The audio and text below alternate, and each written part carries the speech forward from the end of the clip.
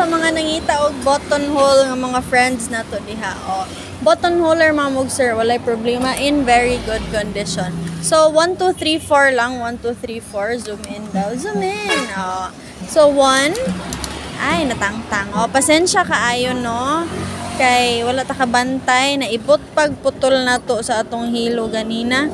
So wala am say problema kay sayon kaayo i-thread atong sewing machine.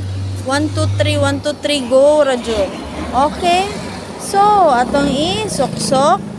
Ang first step kay mag-close lang na. So wala rajud na problema. Dayon down, ikaw bahala unsa ka taas ang imuhang buttonhole. Makita na sa puslot ha. Oh, makita unsa ka taas imong buttonhole. Then imong i-lock og balik. Kita jud kaayo na sa video gyud sa niya pag-lock. Dayon ang saka kay ikaw ra jud bahala unsaon nimo pag-abot didto sa imuhang gisugdan. Okay?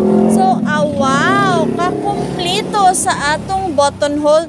Try daw usab ma'am. Okay, usab. So, first, sirado. Dayon down. O, down. If ganahan ka, mas abli kaysa ana, pwede rasad. If ganahan ka, mas sikit, ana, sad na siya. Okay. Dayon saka, 4-step buttonhole. Very easy. Pang polo shirt, mga uniform, mga shorts, mga barong, mga uniform sa teacher. Ana, wow, ka-nice. Okay. So, available ni sa shop. Anihiya lang today. Naka-sale po ta. Unsay na sa atong sewing machine, ara. Okay?